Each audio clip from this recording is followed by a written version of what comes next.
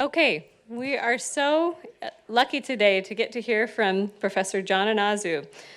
John Inazu is the Sally D. Danforth Distinguished Professor of Law and Religion at Washington University in St. Louis. He's written a number of books, but his most recent book, Learning to Disagree, The Surprising Path to Navigating Differences with Empathy and Respect, is the book that we'll be discussing today, and I think couldn't be more timely for this moment that we're in our country and for some of the conversations that we've been having at the summit so far. If you haven't had a chance yet, John's book, along with Tom's book and the book that the Garnetts edited, and Phil Munoz's book are just around the corner on this table. So please go get your complimentary copy of Learning to Disagree. If you're lucky, maybe John will sign a copy for you. And John is also the founder of the Carver Project and Legal Vocation Fellowship, and a senior fellow with Trinity Forum, a senior fellow with Interfaith America, where he co-hosts with Ibu Patel the New Begin Fellows. John has also long been a friend to me and a mentor to me, and someone that before I came into academia, I admired as someone who was able to bring together people of different viewpoints, having difficult, important, honest conversations about some of our nation's most important issues. And so I'm really excited that we get to hear from him today. Thank you, John.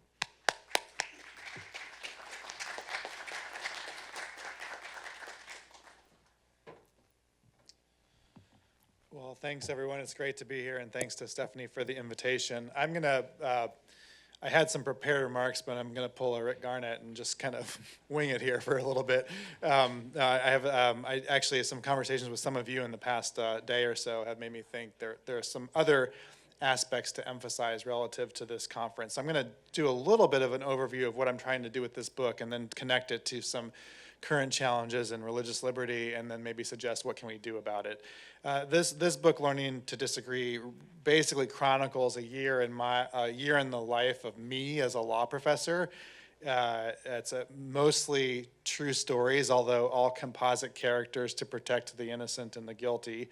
My hunch in writing this book was to do a narrative storytelling based account of disagreement rather than some kind of prescriptive checklist or deep theoretical book, in order to try to get people more engaged in the ideas. In other words, attempting to model a posture of disagreement, and that's partly because that's what lawyers do. I think lawyers have a somewhat deserved reputation of being the stubborn people who just always argue, but the best kind of lawyering and the best kind of law teaching and legal education is that which forces a really good understanding of the other side of the argument, that allows us to get deeply and empathetically into the opposition and the other side, which then itself is a work of empathy. If you do the hard work of actually understanding the other side, you're doing the work of empathy. You don't have to like the other side, but you do have to understand them, find out what motivates them, examine how their arguments get off the ground, ask why the conclusions that seem so obviously correct to you seem so obviously wrong to them. These are critical lawyer skills, and they also turn out to be really good people skills too.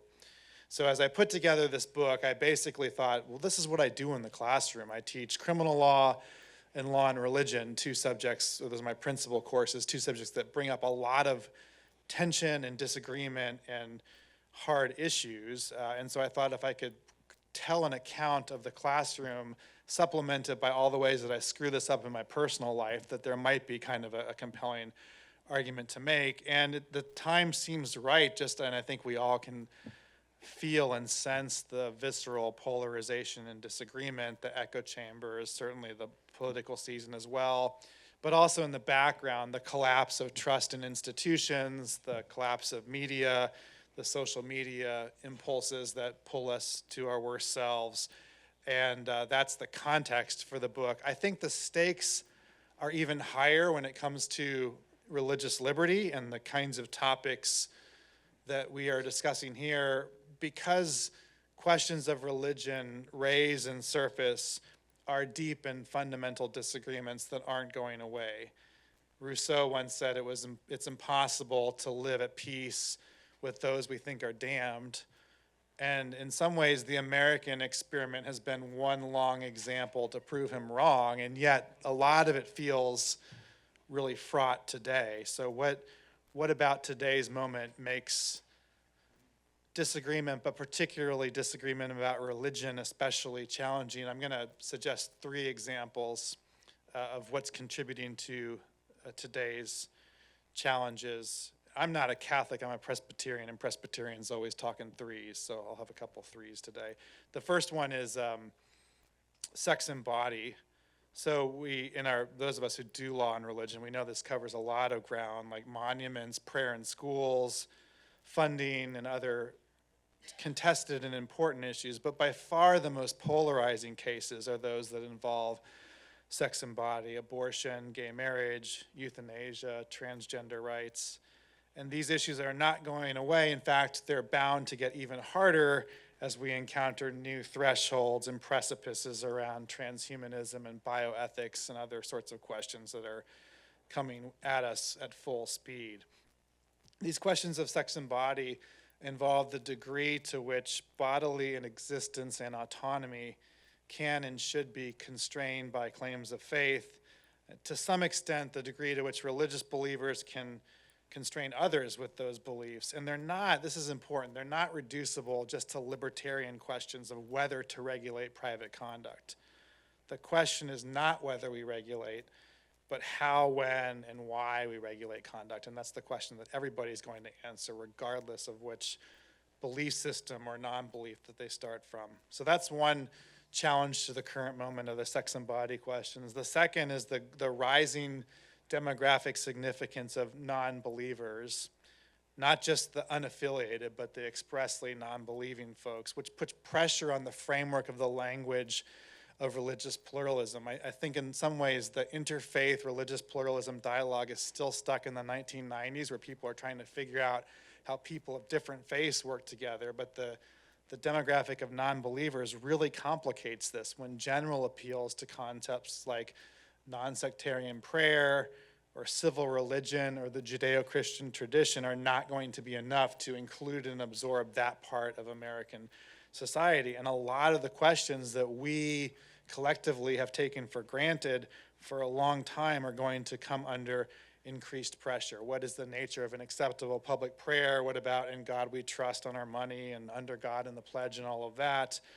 Clergy in the military and in prisons, all of those that are longstanding traditions, and maybe this particular version of the Supreme Court accepts that under history, text, tradition, but as a cultural, sociological matter, those are really hard questions to answer with a large non-religious demographic. And then on the free exercise side, even harder when a growing number of Americans are going to say, why should you get special favor? What's in it for me? How does this bargain work for me if I'm not religiously affiliated?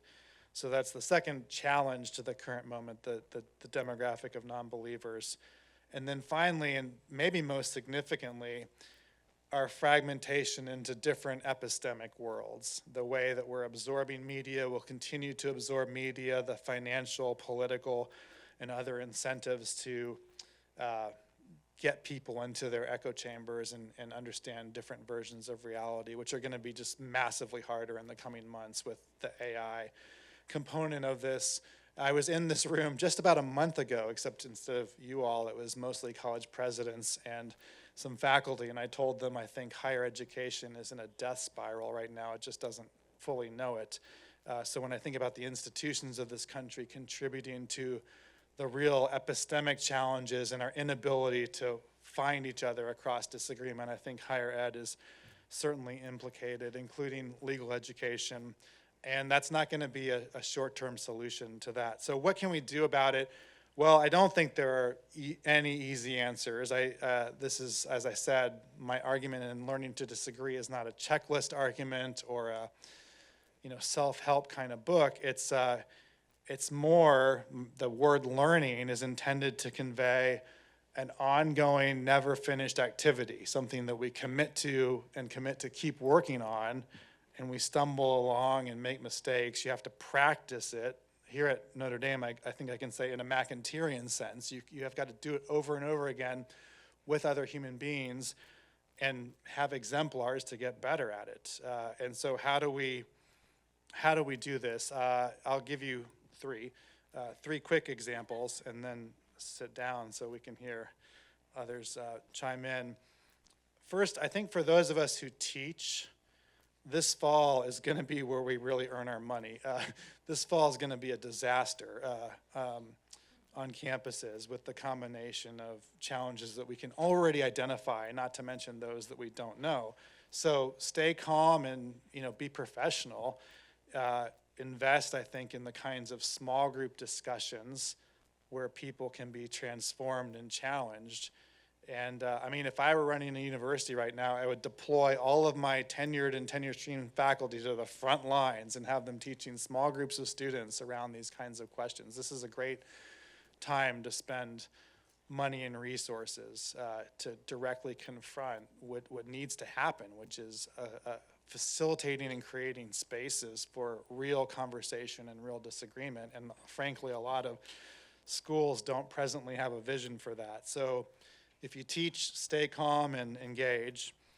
For probably all of us in this room, whether you're faculty, judges, advocates, or others, maybe the mantra here is watch your words and be careful with how you say things. I was recently at a conference with Tim Shriver, who is working on something called the Dignity Index. If you don't know about this, Google it. It's a pretty good idea, a simple way to get people to think about the tone and significance and consequences of their words. We all have passion points and things we care about, but there are ways to say this that help the public discourse rather than hurt it. And I finally, I think, figured out one possible redemptive use of AI, which is run your drafts through AI and say, how do I write this? Tell me how to write this in a less snarky way. Whether it's an op-ed, an article, or a judicial opinion, just go through a couple rounds and make it less snarky. You can make the same points effectively without being performative or otherwise unnecessarily confrontational. And then the third point, this is also, again, for all of us now, on an interpersonal level, just play the long game. No one in this room is going to change Uncle Frank's vote in November, right? Or whoever it is in your life. Those are all baked in at this point. So if you care about Uncle Frank or whoever it is, commit to the relationship and think about the 5 and 10 year project, not the 6 months from now project. And that goes for institutions too. I spent a lot of time talking with institutional leaders, especially in evangelical type spaces, and my plea to them is, start investing in and cultivating and sustaining the kinds of institutions that are going to be strong and neighborly and charitable 10 years from now, when you've got lots of people kind of coming up for air looking for something. But that's going to be the longer term, not the short term. When it comes to disagreement across our greatest difference and these kinds of challenges that await, social change isn't going to happen without individual change. So I think we're all going to need to invest on an individual level, individual commitments to listen, learn, forgive, and understand, that eventually develop into the kinds of postures, attitudes, and actions that we all need to navigate the social differences instead of trying to annihilate anyone who disagrees with us. I think that's what most of us want, not just in the room here, but most of us. It doesn't feel that way with social media, political campaigns, or partisan news, but I experience it in my daily interactions with the people I know. I feel it in the classes that I teach and in the conversations I have with colleagues, even those who are far different than I am, as we work through the murkiness of our lives and the law, engaged in shared efforts to teach and learn. I hope you can also find it in your life, in similar interactions where you can lower the stakes and lengthen the conversations, and where you can practice empathy with people who are different from you. These small steps in the coming months may be the best way to move forward to a different kind of politics, where we can all live out our faith commitments across our deep disagreements and rediscover the common ground that makes so much of life possible and sometimes even beautiful. Thank you.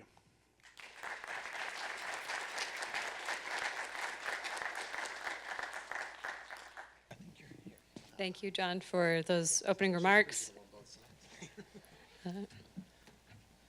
and for this fantastic book. What we're going to do now is have a panel discussion that will reflect on John's book, and I think we'll have 10 minutes each for opening remarks for our panelists, who I'll introduce in just a moment.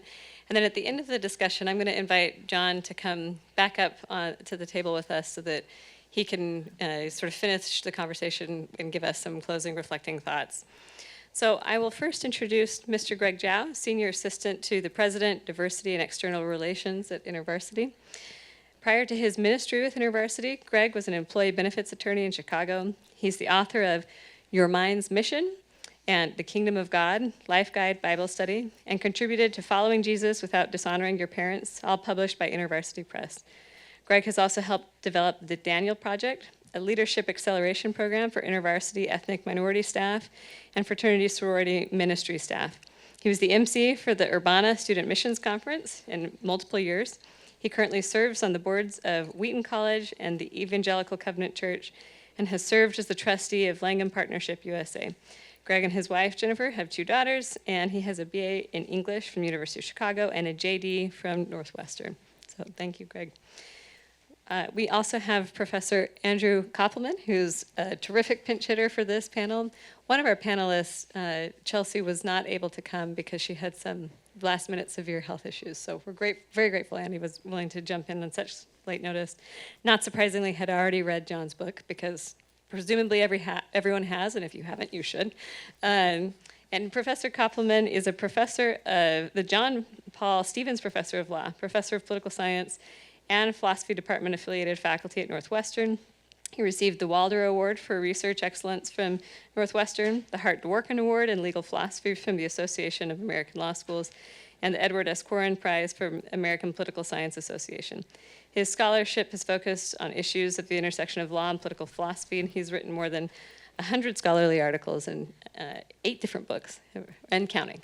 And then I'd also like to introduce Professor Jeff Spinner-Halev. Professor Spinner-Halev teaches political theory in the Department of Political Science at the University of North Carolina at Chapel Hill, where he's the Keenan Eminent Professor of Political Ethics. He received his BA from the University of Michigan, and after traveling, he then made his way to Washington, D.C., where he got hired by a small public interest group in Washington, D.C. called Citizens for Tax Justice. He worked for CTJ for about 2 years, then returned to Ann Arbor for his graduate work. And he, in 1992, joined the Department of Political Science at University of Nebraska, where he eventually became the Schlesinger Professor of Social Justice, and then came to Carolina in 2005. His research focuses on the tensions that arise between contemporary liberal and democratic theory, and between theory and practice. And so I will turn the time over to our panelists. Same order as introduced. Let's do that, yeah. Sure. It's good to be with you all. Thank you for the opportunity. As I was thinking about what John was saying, it brought to mind several things that happen regularly with InterVarsity on campus, as well as maybe point some of the direction that John is encouraging us to think about. In earlier conversations with John, he's occasionally shared with me some of the fan mail that he gets after the articles that he writes, particularly in more public media. As you all can imagine, John's fan letters, I'm sure there are some that are gracious, kind, affirming, and engaging, but in his book, John points out that many of them he puts in a file called Crazy File, because they represent intense, extreme, and quite dismissive ways of engaging with John's arguments. And these fan letters that John describes made me think a little bit about the fact that fan is really an abbreviation for fanatic. And normally when we use the language of fan, we usually think of like a nice kid with pointy ears at some Star Trek convention, right? That it's a lovely, irrational but delightful appreciation of something that may be of reasonably, and I say this very cautiously, not knowing who's in the room, reasonably low stakes event for which somebody has given their heart. The challenge, of course, is that if you've ever been in one of those conversations, whether in that fandom or in any other fandom, including political, even the small things seem incredibly intense. And what should be casually delightful conversations turn frequently ugly and painful. As I was reading both John's book and listening to his comments, one of the things that captured my attention was how do we create institutions and experience which allow the deeper kind of conversation and maybe more importantly, listening. And how do we create habits of doing so? I love the fact that we're at Notre Dame because spiritual traditions remind us that while you may aspire to a specific virtue, whether it be, I want to be a more loving person, or I'm hoping to be more patient, none of that actually begins to change your behaviors until it's inculcated in a series of habits that you begin to pursue over time. And religious institutions, whether here at Notre Dame or your own religious traditions, remind us of that. It's the habituated actions that actually begin to change character and heart. And there's been so much written and so much studied about the loss of the institutions in the United States and in many of our own religious communities, which allow for that kind of slow conversation of attentive listening and presence to one another, whether it's the bowling alone problem that Robert Putnam pointed out, or the increased polarization that we see in so much of our polling. I think of this in part because of an experience we had just 3 weeks ago. InterVarsity brought together some of our key student leaders from across the country. And we invited Vince Baycoat, who teaches political science and theology at Wheaton College, to lead a session on how do we begin to engage and be leaders in a conflicted age. And one of the exercises he had these students do, which shocked them and actually created some tension as we heard about it, was he said, I'm going to pair you up randomly, just choose a partner, and I would like you, I'm going to give you 20 minutes, and I'd like each of you to take 10 minutes to explain why you have the position that you do on abortion. Now, there was no warning that he was going to choose that topic. There was no preparation for it. It had been an otherwise kind of casual, here are the kind of behaviors that you need. And even though you might expect for a largely evangelical organization like InterVarsity that there'd be similarity about beliefs around abortion, it was something that none of these students had ever discussed. It was clear because they had come from across the country, and it involved both staff and students, that there was tension in the room. And so we sent them off with no other instruction other than speak for 10 minutes, share deeply, as personally as you can about why you hold the convictions that you do. The other person just listen attentively, and then flip. And then we'll come back and debrief. So they went out. The few of us who weren't assigned a partner stood there kind of awkwardly for the 10 minutes or so. And what was remarkable was what happened when they came back. Students said, I was terrified when I heard the assignment. You could tell they were nervous from the buzz as they left the room, but as they came back, student after student said that was the most profound experience of listening and being understood I'd ever had. Wow. In 10 minutes. And they said, I did not agree with what I heard. I know they did not agree with me, but just the practice of being heard, uninterrupted, where the other person wasn't formulating a response, was transformative. And at the end of the week together, multiple students said that 10-minute exercise was the most profound experience they had had, which was a little troubling. We had had time for scripture study and worship and prayer, but the experience of being listened to and being given the gift of listening to somebody else was transformative. And so one of the questions I come with after John's book and after his presentation is, how do we create, and where do you create, institutions and places where intentional listening is not just occasional but habituated, in order to create the kind of ability to work across differences that John is pointing us to globally. Maybe the last piece I will throw out there is John also raised the question of, even as we listen to one another, we will recognize that we profoundly disagree. And it's not merely, I have different preferences, but I think you're wrong, and wrong in profoundly important ways. What will we do? And he brought to our attention the rise of the nuns. Those who not only do not have an affiliation, but have intentionally decided that it's an intentional identity. In so much of the work that I do representing First Amendment issues for InterVarsity, in partnership with many of you around the room, I know, I've encountered more and more of the nuns in college administrators for whom the very question of religious liberty seems to make no sense. I remember speaking to the chancellor of a large university system. The university had said InterVarsity was not permitted to be on campus because the non-discrimination policy prohibited us from requiring our leaders to be Christians. The requirement was that they affirm our doctrinal basis, which is a reasonably simple doctrinal basis that Catholics, Orthodox, Protestant Christians have been able to affirm. And he said, why must you insist on this belief statement? And I tried to explain why it was important for a Christian group to identify its leaders, that they indeed were adherents of this faith. And he said, but couldn't we find a way around this? And I said, well, what do you mean? And he said, a knowledge test would work, right? Just do a Bible quiz. Non-believers don't know the Bible. That should be sufficient. You can screen everybody out. It would comport with a non-discrimination policy because it would not implicate any of our protected categories. I said to him, well, one, I'm troubled by the fact that the non-discrimination policy is actually penalizing religious identity rather than protecting it in this case. What you're telling me is actually religion would be more protected if it was not included in your non-discrimination policy, that religious groups could easily identify leaders who adhere to their religious tradition. I said, the other challenge, though, is this. Religious identity, the sine qua non is belief. And I said, as politely as I could, I'm sure you have professors who know more about the Bible than many of the student leaders who will lead the Bible studies that we are trying to call together. The challenge, though, for us is that, and what distinguishes our Bible studies is the students who come are hoping that the leader believes this to be true, that they have actually shaped their life around this. And sheer knowledge is not the criteria.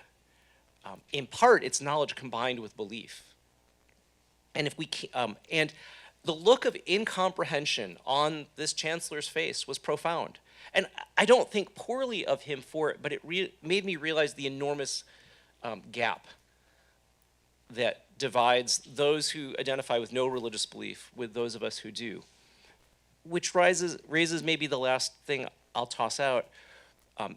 That's in part the challenge that we face with religious identity claims in the larger cultural conversation as a whole, isn't it? That it's easy to reduce religious identity to, well, you've chosen these set of beliefs, you've chosen this religion, therefore you should hold it differently than all of the other identity markers which are not chosen in our current political conversation, whether it be gender, sexual orientation, ethnicity, race, or other category. It's an appealing argument, one I hear across the country as I engage these issues, and yet I find it profoundly troubling. While I appreciate that those on the outside might say, I have chosen my religious beliefs as an adherent of a religious tradition, it does not feel chosen at all. We would use the language, of course, in the Christian tradition, it chose me, or at least Presbyterians would, John. That it is as inescapable to me as any other identity marker that I currently carry, whether my Chinese ethnicity, my identification as a cisgendered male, etc. But the rise of the nuns will raise the question, is religious identity indeed equivalent to and of equal importance as all the other identity markers that our protections currently protect? Because externally it feels like a choice. Externally it can be reduced to other factors. And I think the rise of the nuns will press us as a community working on these issues, but our larger culture, to identify what religious identity actually means. So I'll stop there.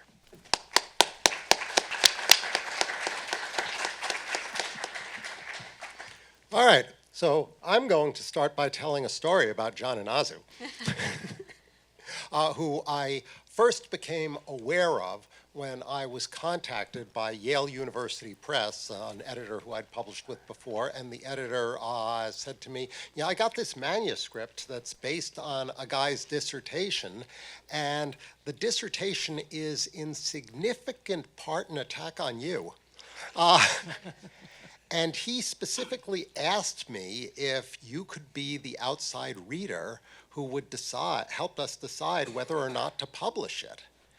And I thought, well, this is pretty gutsy.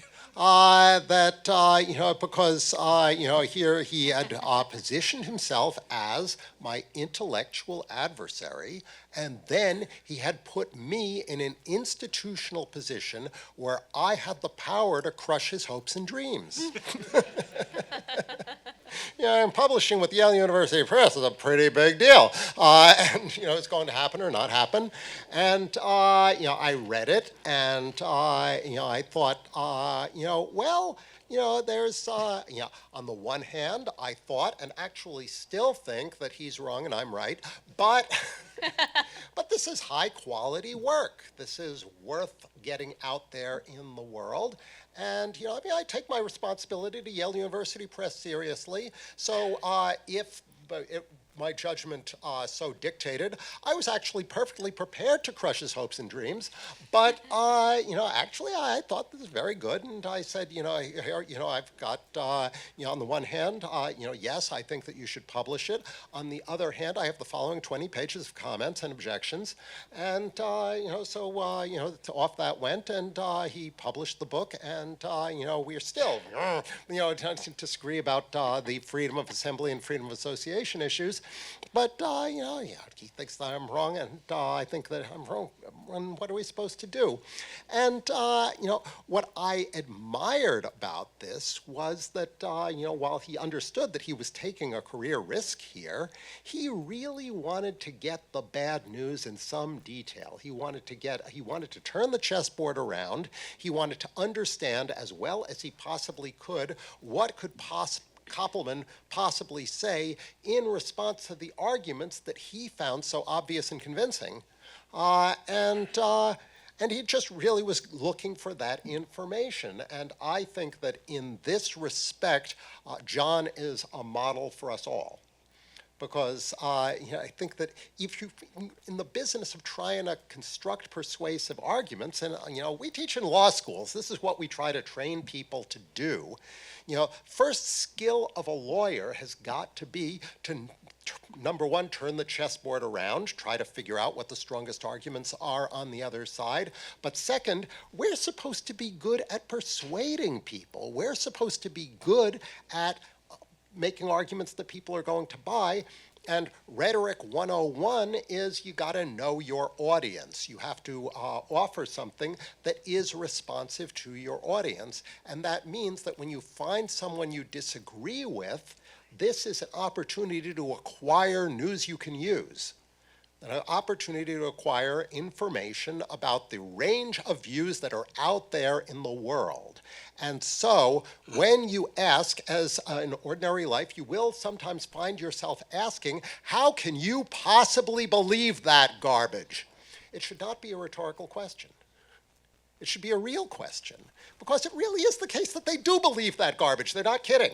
And so you've got to find out, how is that possible? And because once you know that and you find out what matters to them, then you can try to think about, given that, in law, we're trying to do two things. Number one, we're trying to persuade people of propositions that we believe. I want you to accept the propositions that I accept. All of them, every last one of them, because I'm right about everything. But even if that's not possible, what I'm being paid to do is not to get you to believe something, but to get you to do something. That's what law is ultimately about. You are trying to get the coercive power of the state on your side. And so that means that I could persuade a judge of something that, for reasons that are not my reasons. I wrote an amicus brief in the Bostock case, co-wrote it with Bill Eskridge, and we were consciously targeting Gorsuch, trying to figure out, whether we could try to show him that within his theory of statutory interpretation, he needed to say that discrimination against gay people was sex discrimination on the basis of a purely textualist methodology that I actually think is wrong. But, but this was our audience. We thought, this is the guy whose vote we need to get. And I made the argument in those terms. And, we didn't think that we were going to win, but we had to try. And surprise, surprise. On the question of how you talk to the nuns, if you're going to make an argument for religious liberty to that audience, you cannot make the argument in terms of, there's this transcendent source of meaning that we all need to be properly oriented to. It's going to be an identity-based argument about, look, even if you don't agree with these religious people, this is really important to them, and we want a society in which people get what they need, where people don't confront existential threats. They can see that the things that they most care about are going to be delivered to them. And so if you're going to offer an argument like that, you got to figure out what people actually care about. So you can say that the practical legal regime that you are proposing will, which you're proposing for reasons that are different from their reasons, is one where everybody is going to be okay. And I think that I am going to take the invitation to try to model another argument of that kind, and this is what I'm going to end with, take up abortion. Where I am I'm sort of on the strident extreme end of the pro-choice folks. I think that the right to abortion is grounded on the 13th Amendment of the Constitution that prohibits involuntary servitude. Very extreme view. But I try to think about, I've got lots of friends who are extremely strong right-to-lifers, some of them in this room. And I think, well, so what kind of an argument can I make for decriminalizing abortion that will speak to them? And I just have to stipulate, if I'm going to reach them, that, yes, a fetus is a person, a full rights-bearing entity, someone with the same right to life as everybody else. I don't believe that, but I've got to stipulate it in order to make the argument. And then I think if I'm going to make the argument to that audience, I'm going to have to make arguments that don't challenge those underlying premises. And so I will talk about things like, well, post-Dobbs, you haven't really reduced the abortion rate at all. In fact, we don't really, even the abortion statistics we have, which suggest that the rate hasn't gone down, certainly understated given the availability of medication abortion, and people are aborting that nobody ever finds out about because they get the medication, it's not in the statistics. And at the same time, we have this enormous surge in morbidity, it seems quite possibly mortality. You're getting obstetrics deserts. This is not what you had in mind.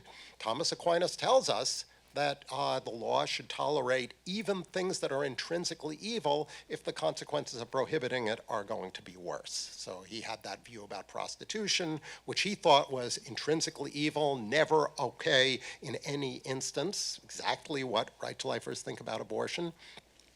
And that's the kind of argument that one can make, and then also talk about the politics of the thing. If you want fewer abortions, actually a better child allowance would probably make a difference. And we know that a lot of the women who have abortions have them because they say, I'd like to have another kid, I can't afford it. Well, that's something we could do something about. And so that's the kind of argument that, tailored to navigate round this area of ineliminable disagreement about the status of the fetus, which I'm perfectly happy to talk about the status of the fetus, but not when constructing the kind of argument that I'm talking about. I think that that's the kind of argument on my side that is likely to be more persuasive than the arguments that I've published elsewhere about the 13th Amendment and involuntary servitude, which are never going to persuade somebody who thinks that abortion is murder. So I'm just not going to talk about that with this audience. The rhetorical imperative of understanding one's audience in a democratic society where everybody gets a vote is the only, making the rhetorical case for the rhetorical imperative is a problem of its own, but I think I'll say the reason why you should pay attention to what other people think is because otherwise you're going to lose, and that'd be bad.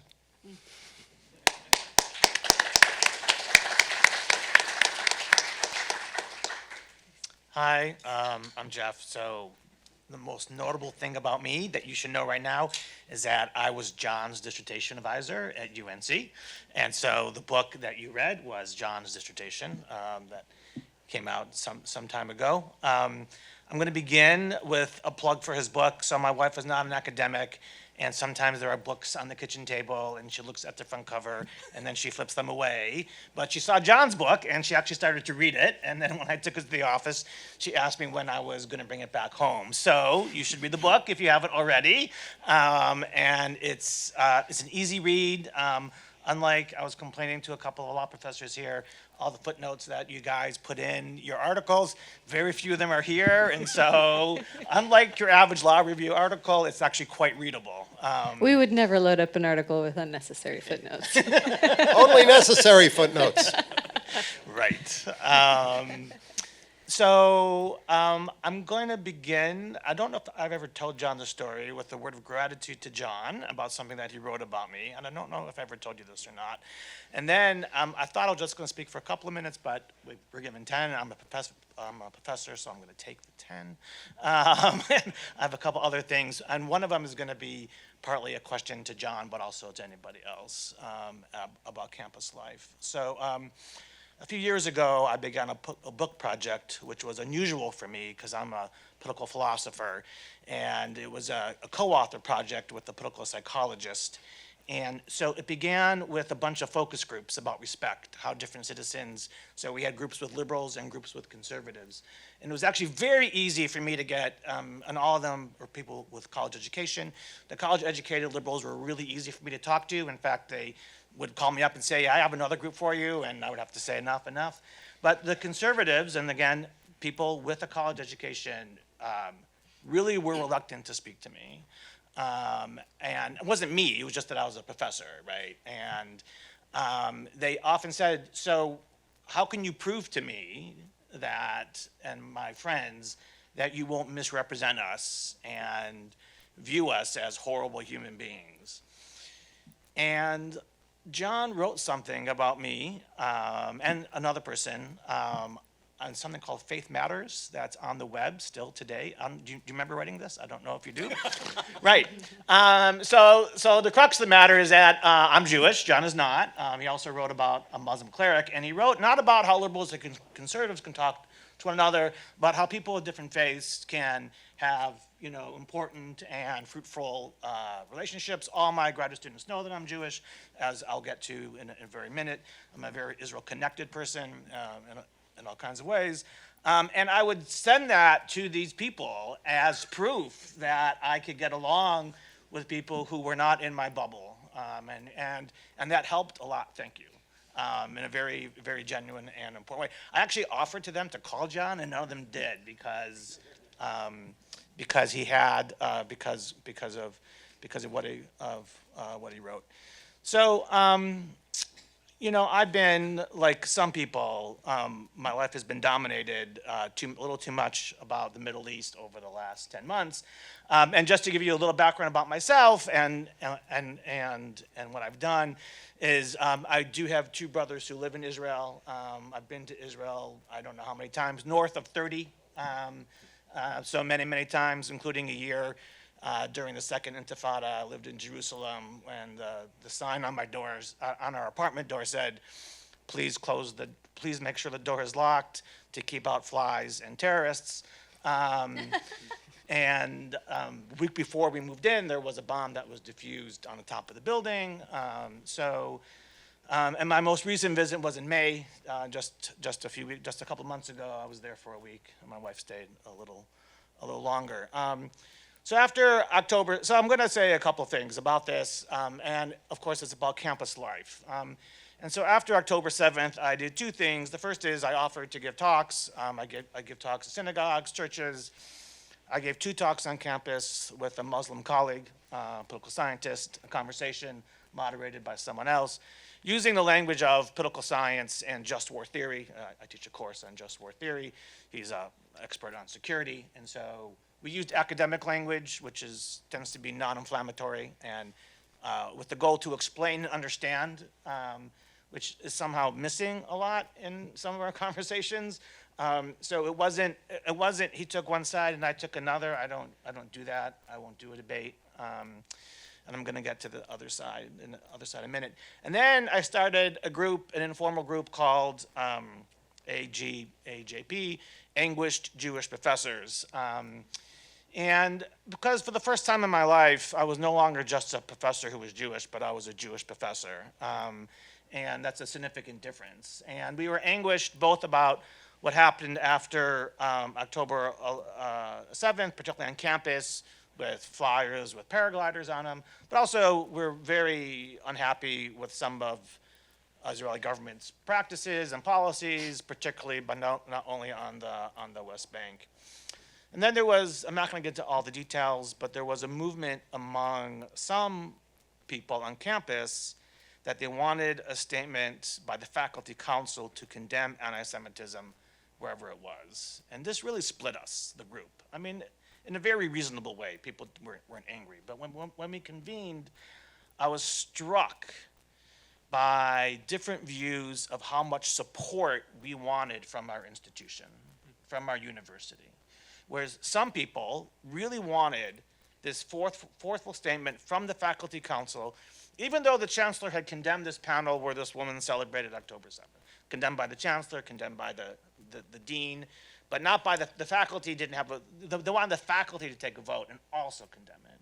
And some of us, including myself, like I don't feel like I don't need, I don't want my institution to really say much on political matters. But for them, the need for emotional support was really important. And so I throw that out there because I was really struck. These are reasonable people, people I like, people are smart, and I didn't really know. Anyway, I throw that out there. I'm curious about your views about this, John, but also anyone else's. What is our institutional obligations to us as institutional citizens in terms of support and what that means. And then if I have 3 minutes, 3 or 4 minutes, I am going to tell you how I start my talks about Israel-Palestine, because I find the conversation so infuriating. And I start it this way. I'm not pro-Palestinian, and I never call myself pro-Israeli, and I'm not anti-Palestinian, and I'm not anti-Israeli. And by the way, I'm not pro-France, and I'm not anti-Slovakia, even though I don't like the current Slovakian government, and I'm not anti-Peru, and I'm not pro-Venezuela. And if you think those last few phrases are funny, right, and weird, why isn't it also funny and weird when it comes to Israel-Palestine? And the very language that we use, this is the media, this is people on campus, polarizes the whole situation into these two camps, right? So I want to be for the Palestinian people and for the Israeli people. I don't want to be boxed into one or the other. We have pollsters who are asking people these questions, whether you're pro-Palestine or whether you're pro-Israeli. And all this does not help us to learn to disagree, if I can use John's language, right? It helps us learn to hate each other and to put each other into different camps. So I don't know how to change the language that we use, but I do want to encourage all of you, when you hear that language, to suggest people that they figure out a different way to put it, because I think it's the wrong way. And I want to close by thanking, on the behalf of myself and my wife, for the book, and what a great job you did with it. Thank you.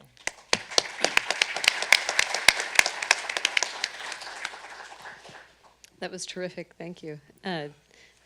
So some of you touched on, and in fact, I think Greg specifically, we were talking about the rise of the nuns, and this is something that Andy and I discussed as well, but the loss of so many of the mediating institutions that used to play a larger role in American life, even the way that the media used to be and how that has shifted, where there's more self-selection with media, where I think Americans more and more often just don't regularly interact with people that they disagree with. And so they have less occasion to learn to disagree because it's so easy to silo ourselves so that we're only really bumping up people in our tribe. Then it becomes easier to paint those who disagree as other and dangerous and maybe even evil.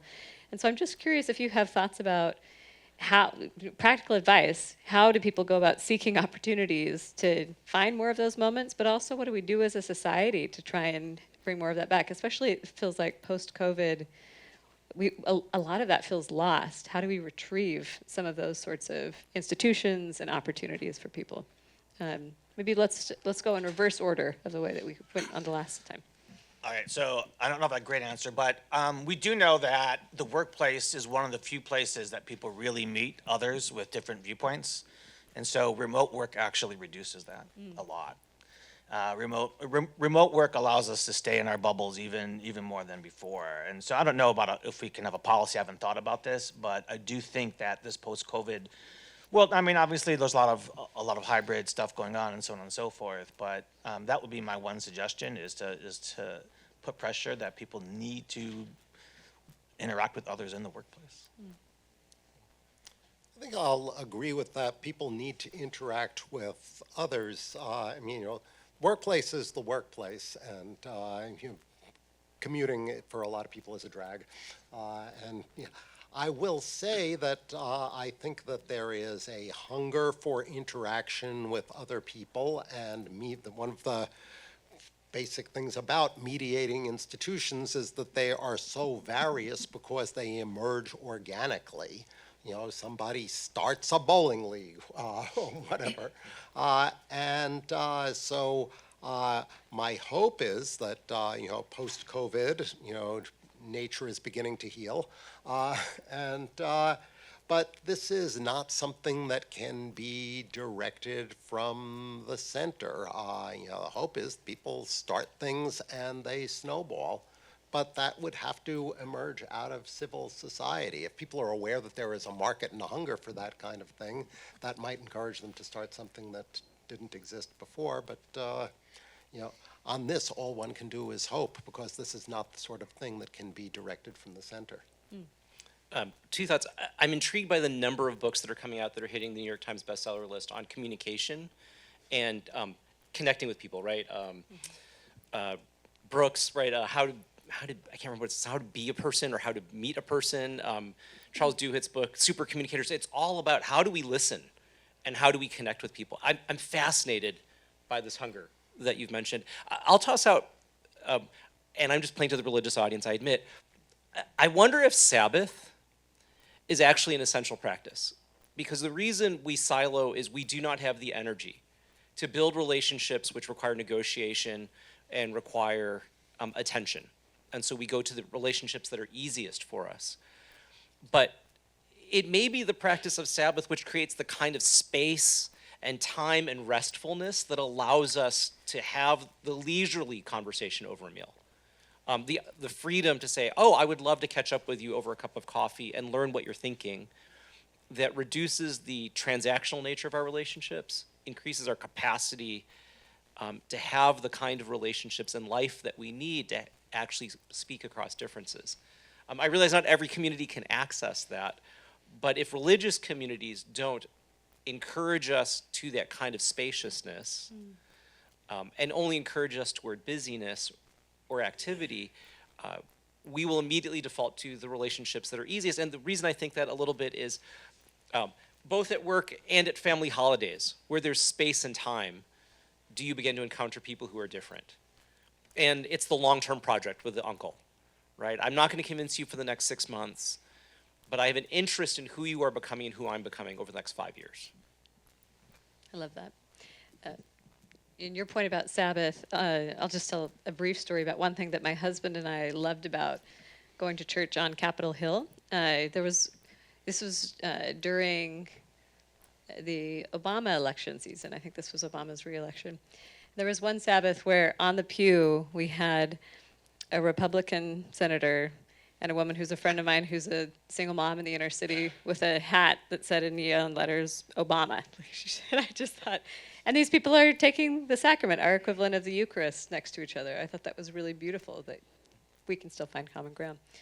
One thing that John talked about eloquently in his book was, first of all, the importance of developing empathy and listening, but he also acknowledges that there are areas where we can't compromise. And I think to a lot of people, when they hear you need to listen better, you need to have empathy, they sort of put those together. Well, that means I'm compromising. And so speak a little bit about those distinctions John is making, and how in the areas where we can't compromise, what room there still is to try and learn to disagree better. Can you, each of you speak to that a little bit?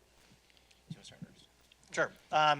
I'm going to give you an Israel example, because why not? So when I give my talks, I sometimes say, look, I disagree with what Israel's doing in Gaza right now, but I want you to understand why. I want you to understand the feelings that is going on in that country right now among so many citizens. And you may disagree when I'm done, but that's not my point. My point is that you need to understand the feelings that they have, because if you were there, you might have those same kinds of feelings, right? That if you underwent that trauma, you might be where they are right now. You might not be, but you might be, because a lot of them are just normal human beings like like you and I. And so, And I'm gonna tell you that I disagree with them too, but I disagree with them after understanding and not before. Yeah. Gosh, I was going to say the same thing, and I'm not sure I can say it better. So I'll just say it different. I teach free speech as one of my subjects, and one of the arguments for free speech that I think really could deserves more attention than it's gotten, is that it's just good for people to be transparent to one another. We want to be awake and not asleep. We want to be aware of the world around us and not be living in a fantasy world. And part of the real world around you is what the other people in the room are thinking. And so before I even begin to, construct an argument or anything like that, I just, I talked about the instrumental value for a rhetorician of knowing your audience, but I also think, and this is a taste that I think is worth both instrumentally and intrinsically worth cultivating, I think that people are interesting. And even people who I think are gravely and horribly wrong are interesting, and I want to know the reality of the world that I live in and what other people are thinking. So, I think just a basic curiosity about other minds other than mine, is something that is worth cultivating. When you discover views that you think are gravely and horribly wrong, I think it's just more productive instead of getting angry to get curious. And try to figure, it really is the case. It is a basic fact of the world, like the existence of pebbles, that this person actually believes this. And so, we know from experience that it is possible for there to be pebbles. Sometimes in your shoe. And it really is the case that this person believes this stuff. And it's just interesting to figure out how that's possible, how that happen. And until you understand that, you can't even begin to figure out how to talk this person out of this grave and horrible error. I appreciate the way John framed empathy as a requirement for law. I think one of the limitations of that, of course, is that in the process of thinking about it as law, primarily we talk about learning empathy so that we can win. We could use that argument, we can win the case, we can win whatever the issue is, and it's empathy becomes weirdly instrumental at that moment. And so I wonder if a little bit of what empathy does ultimately is, does it create capacity for respect?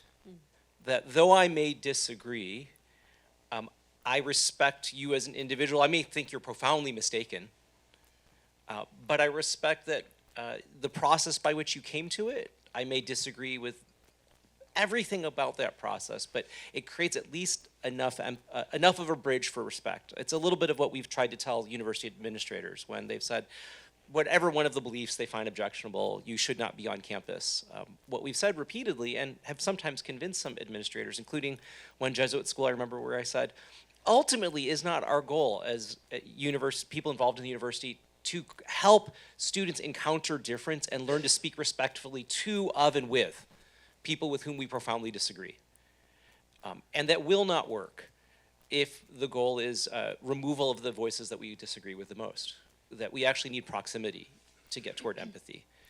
And in that case, the administrator said, you're absolutely right, that's our goal. We will not get everybody to disagree, but we could model the kind of respectful disagreement that we long for. And I appreciate why it's John's title is Learning to Disagree, not Getting to Agreement. Right, or this isn't Getting to Yes, version 2, yeah. That was fantastic, thank you. John, I'm going to invite you back up to reflect on these remarks, and then we should have enough time after your thoughts to have about 10 minutes for Q&A, and that way they can be directed to you too.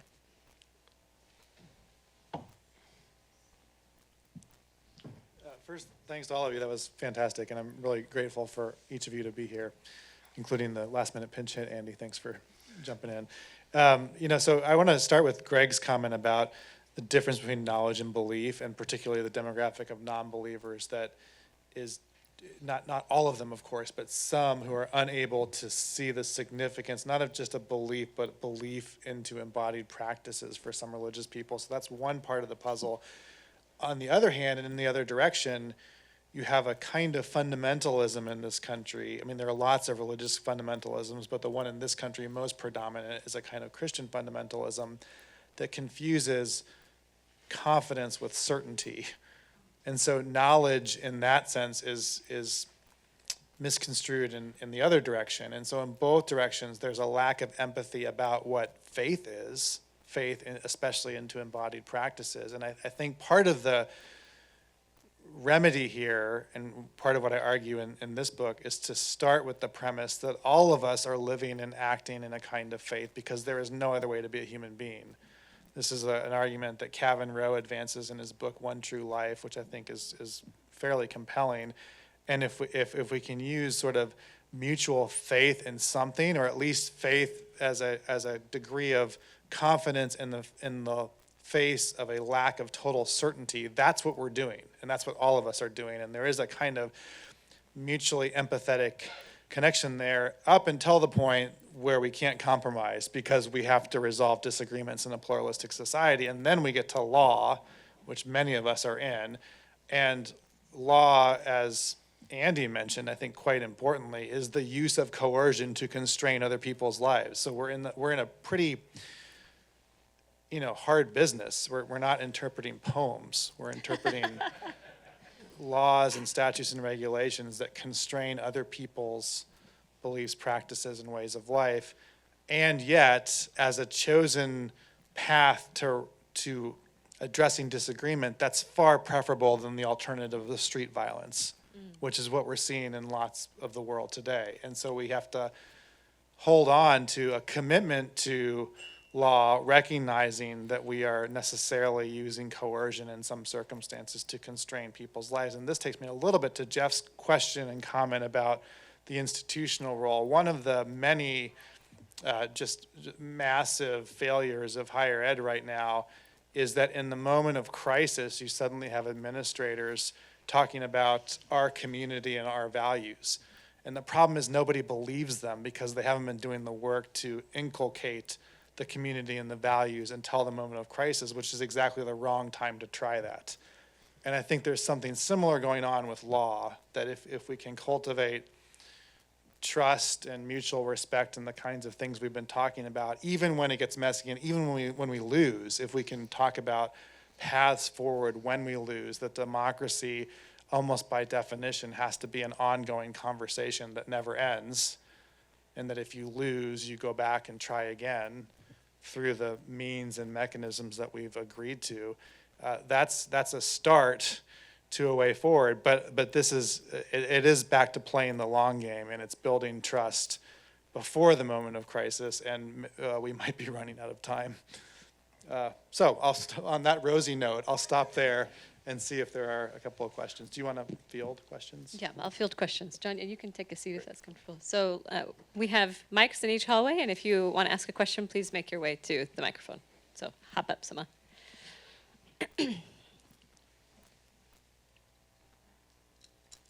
So this is a fascinating panel, and you were all great, but my favorite speaker is Dr. Spinner-Halev.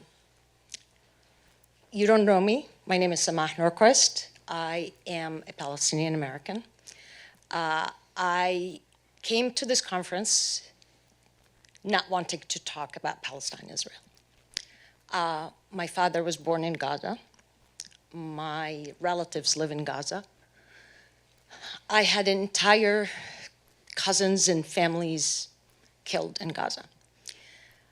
But since October 7th, I did not want to talk politics because I could only look at events as a mother of two teenagers.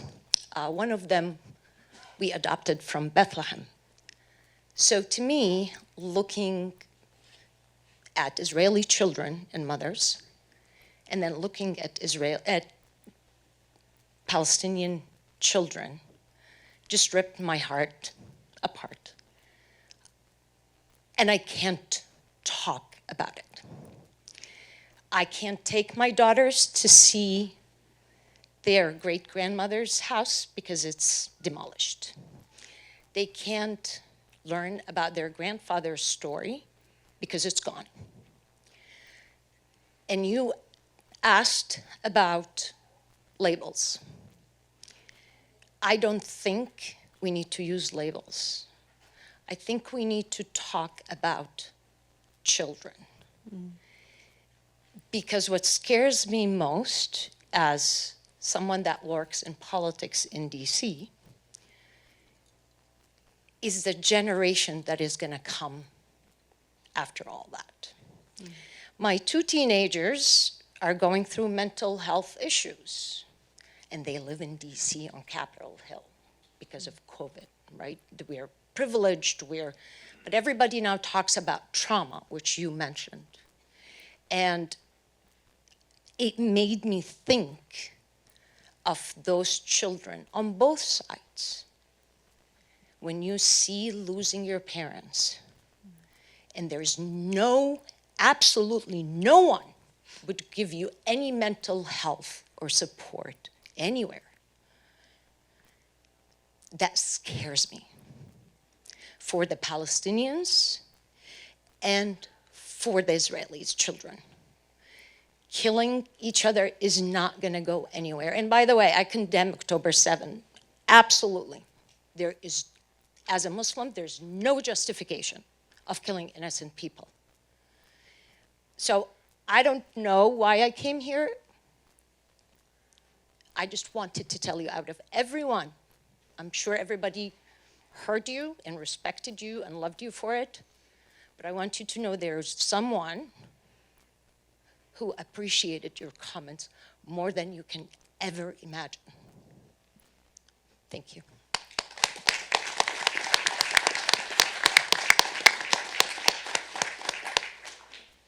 Thank you, Sama. That was courageous and vulnerable.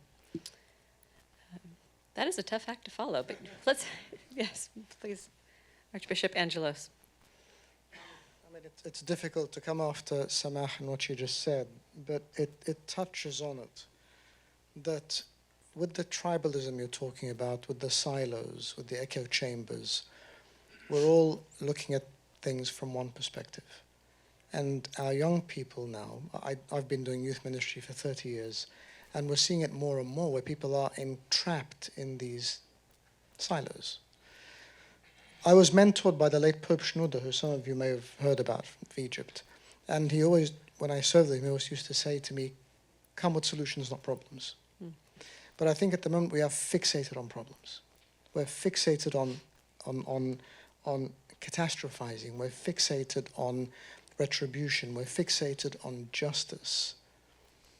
But we need to move people to a state where, what is the solution? Whether it's in a year or 5 or 10. Now, we cannot not deal with the current pain because it's there on every side. And I don't think people are right by saying both sides, because there are more than both sides of Israel, Palestine, Ukraine, Russia, or anything else. There are now numerous sides. But how do you, as educators, help us to shift people to actually looking from another perspective? And not to empathize just so we can win an argument, but to actually be able to see people. And I think, just to close, I think as a spiritual guide, as a spiritual father, I've learned to see people from where they're sitting so I can help them through. Because otherwise, if I sit in judgment, I can't help them. But if I sit from their sense of brokenness and vulnerability, then I can be part of a solution. So how can you help us to help them? I mean, one of the things I think about is just what I'm, as you might have detected, a bit critical of higher ed, but I also think what a tremendous privilege to have these jobs and these possibilities, because I think of any place in society, the opportunity to spend 13 weeks with the same, sometimes very small group of students to demonstrate and model with them these possibilities. If not there, then where? The last undergraduate seminar I taught at Washington University, there were about 12 students, and it was a political philosophy course, but toward the end, week 11 or so, I said, we're going to mix things up. And instead of the last 2 weeks of the readings, each of you is going to come here and spend 5 minutes telling us an issue that you care passionately about, that you would be terrified to speak publicly about at WashU. And then I'm going to spend 15 minutes after that grilling you on every possible counter objection I can think of in front of your peers. And so you can imagine the collective just thud of enthusiasm when I said that. And yet, for the next 2 classes, they all showed up and did it. And they all demonstrated to each other, oh, this is possible. And I can actually see you. I mean, there were some wild arguments, both left and right, from these students. But they saw each other as peers and people. And they proved to themselves that they could do it. And some of them afterwards said, this is why I came to college. And it's the first time in 3 years I've been able to feel this. And I think so it is this kind of convincing ourselves and each other and our kids that this is possible. There's no shortcut to, I think, doing that. And then at the end of the semester, one of them came up to me and said, hey, this was such a great class. You need to do this again next year, except next year just make the whole class this kind of thing. And I said, you know, if on week 1, if you all had shown up and this is the assignment, every one of you would have dropped this class. This was only possible because we spent 11 weeks of trust building. And so I think that's part of the answer to your question is and it's possible. I don't know how scalable and big and quick it is, but it's possible at the small and local level. I mean, even the exchange we just witnessed, right? We see that in a very human way that is far more powerful than reading an essay or something like that. If you'd done it in week 1, you'd have been reported to the dean. That's probably true. I mean, I'll toss out, again, just doing a very religious move. I was so intrigued by John's chapter, it was the April chapter on forgiveness. And because forgiveness goes beyond just empathy or understanding. And what does just forgiveness, right? A just forgiveness actually mean, require, do in the Christian tradition? What's the meaning of grace at that moment? But I wonder if forgiveness actually requires the kind of discipline, honesty, intentionality, and empathy that opens some of the doorway to something beyond, oh, I understand you and respect you, but we still disagree, right? The Truth and Reconciliation Commission in South Africa may be the most scaled version of that I've heard of, where there was certainly an attempt to be truthful and just about what was happening, but it required something outside of the system to enter in. Yeah, just a different way that I think about our role in the university. I actually think that we focus on problems and not solutions, because in the university we have no power. We don't do anything. All that we do is give students skills and make them aware of the world. And I think that it's valuable to sit in that space before figuring out what to do in the Middle East, to actually be conscious of what it's like to lose dozens of family members in Gaza, which actually also happened to one of my students this past year, and you know, we talked about it, and I'm Jewish too, so just to sit in that space of, you know, we're going to figure out eventually, have to figure out what to do. But, you know, a big part of the obstacle to solutions is people living in a fantasy world, a world that is inhabited by heroes and demons instead of by humans. And, you know, that is not, in fact, the world we live in. And you're more likely to come up with solutions that, you know, actually are responsive to what people need if we figure out the reality of who they are. Yeah, and even if we're not living in a total fantasy world, even if you're sort of trying but not very well grappling with the problem, if it's just a caricature of the problem, you're still not going to be able to come up with a good solution. Yeah, well, to your point. the fantasy, you inadvertently stumble into fantasy, yeah. but it's also possible to characterize the situation as more intractable than it is. I mean, the problem of the nuns, as it's being, I've heard it presented here we've got this new group of people who just don't have the beliefs that held the diverse Americans beforehand together, and we don't have that anymore. What are we going to do about these new people who have a radically different view than the rest of us? This is the way in which the Americans who were already here talked about Catholic immigration in the 19th century. It turned out okay. Yes. I first want to thank your comment. Sorry, what? Sama. Sama. Yeah, okay. I first want to thank Sama for your heartfelt comment that is still touching me as I speak right now. So a couple of years ago, I taught this small study abroad course. There was still COVID travel restrictions, and one of my students, there was 8 of us, 9 of us sitting around, and she said, "Tell me your most unconventional thought." It was fascinating. And then when I offered one, she said, "No, Jeff, that's not good enough. That's not unconventional. That's your Jeff, fake better." unconventional thought. Yeah, like I thought it was being daring. I was like, no, that's not nearly good enough. You have to go, like, what is it that you're thinking that's against the grain, that's against your groupthink? And she made us. It was a very interesting exercise. So something you might want to try, but only at the end of a course, not in the beginning. It's the same thing. I just wrote a book called Respect and Loathing in American Democracy, Moralization, Polarization, and the Undermining of Equality. And one of the things that academia has done, and it's reflected in the larger discourse, is they've moralized many issues. And so I'll just give one brief example. So we hear a lot of talk about structural injustice. And I actually believe there is out there structural injustice. I believe it's real. I believe people suffer for it. But many people use it as an all-encompassing explanation for everything. And so then you're either on one side or the other. And if you think about it, if you don't agree with people who think that there is such thing as social justice or structural injustice, then you're obviously an advocate for the other side. And what does that mean for you? And as opposed to thinking, well, there is something called structural justice. It is out there. But people do have disagreements about what it means, and we can think about that. And also, it's not the only explanation out there. But I think one of the things, this is taking off Andy's comments, is that not only are we good at pointing out problems, we're also good at demonizing them in a certain kind of way. And I think there's been a failure, and I want to say this is not a failure of all of academia. I think it's really easy to exaggerate this. Many of my colleagues are great. They teach, particularly in poli-sci, we try to understand the world. But I did, as very few of you know, I was the interim chair of art and art history for a year and a half, which was a very interesting job. And I did learn a lot about what goes on in a different part of campus, and some of which was totally fine and interesting, and some of which was a little disturbing.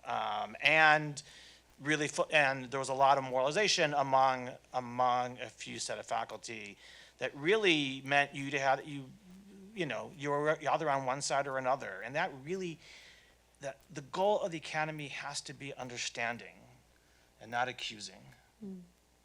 And much of us are there, but some of us have moved away from that.